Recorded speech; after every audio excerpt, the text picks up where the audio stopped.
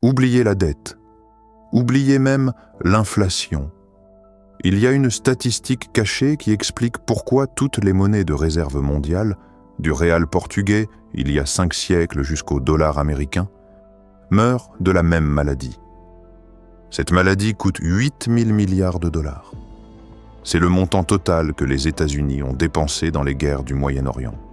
Et pourtant, ce n'est pas la Chine qui détruira le dollar, ni la Russie, ni même les BRICS. Le dollar, comme toutes les monnaies avant lui, s'autodétruit. Victime d'une seule et même faiblesse, la surextension militaire coûte toujours plus cher que ce qu'elle protège. C'est le piège de l'Empire. Le seul modèle que l'histoire répète sans jamais se lasser. Chaque empire croit acheter sa sécurité. En réalité, il signe le chèque de sa propre ruine. Toutes les monnaies de réserve suivent le même cycle. Montée, apogée, surextension, effondrement. Mais en vérité, une seule étape compte, la surextension. C'est là que la gloire devient dette, et que la dette devient tombe. Leur force, l'innovation maritime. Pendant 80 ans, ils ont dominé les mers. Mais maintenir des avant-postes militaires sur 4 continents a vidé les coffres. Leur flotte contrôlait le monde, mais leur trésor ne contrôlait plus rien. La défense de l'Empire coûtait plus cher que le commerce qu'elle sécurisait. Fin du voyage. Leur arme, c'était la montagne de Potosi, en Bolivie. La moitié de l'argent mondial venait de là. Mais l'argent, comme le pouvoir, brûle vite. Charles Quint laissa à son fils une dette colossale. Résultat, 4 faillites d'État en un siècle. 1557, 1560, 1575, 1596. Une montagne d'argent ne sert à rien si on la dépense en guerre qu'on ne peut pas payer. Ils avaient tout, sauf la patience.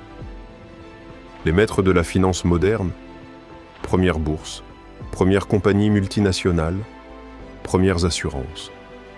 Mais leur apogée n'a duré que 78 ans. La 4e guerre anglo-néerlandaise a tout brisé.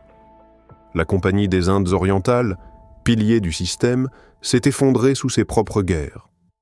Ils avaient inventé le capitalisme et succombé à son crédit, leur banque a sauté, leur monnaie avec.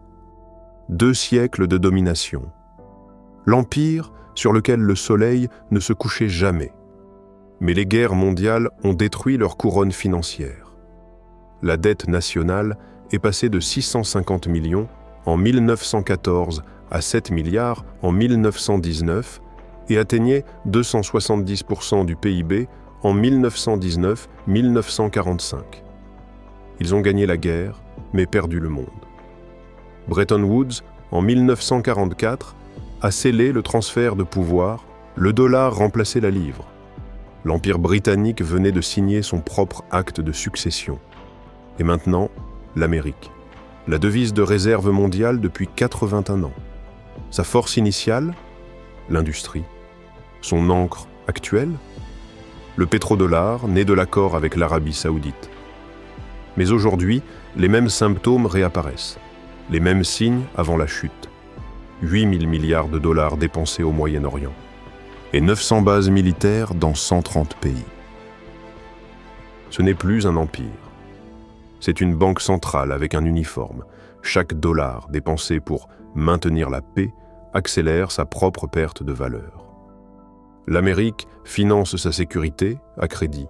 En mars 2025, 36 400 milliards de dollars de dette publique, soit 124% du PIB. Les mêmes niveaux que l'Espagne de Philippe II ou la Grande-Bretagne de 1945. Quand un empire dépense pour ne pas tomber, c'est qu'il a déjà commencé à tomber. La part du dollar dans les réserves mondiales, 70% en 2000, 57,8% en 2024. Pendant ce temps, les BRICS s'étendent. 10 membres, 13 partenaires, et des systèmes de paiement qui contournent totalement le dollar. Le monde n'a plus besoin d'abattre l'empire américain. Il lui suffit de l'ignorer. L'histoire ne change jamais de scénario. Quand le coût de maintenir l'empire dépasse ce qu'il rapporte, la confiance s'évapore et la monnaie avec. Les précédents sont clairs. Le Portugal n'a jamais retrouvé sa puissance après 1580.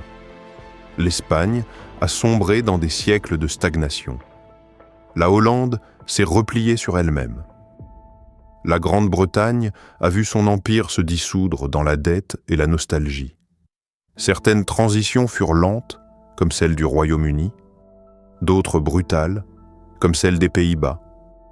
Mais toutes mènent au même cimetière. La durée moyenne d'une monnaie de réserve mondiale, 95 ans. Le dollar en est à 81. Alors la vraie question n'est pas qui prendra la relève, mais combien de temps faut-il à une nation pour admettre qu'elle se saborde d'elle-même? Parce qu'au fond, aucune monnaie ne meurt d'attaque. Elle meurt d'épuisement. Le dollar ne tombera pas. Il s'évaporera dans les sables qu'il a lui-même bombardés.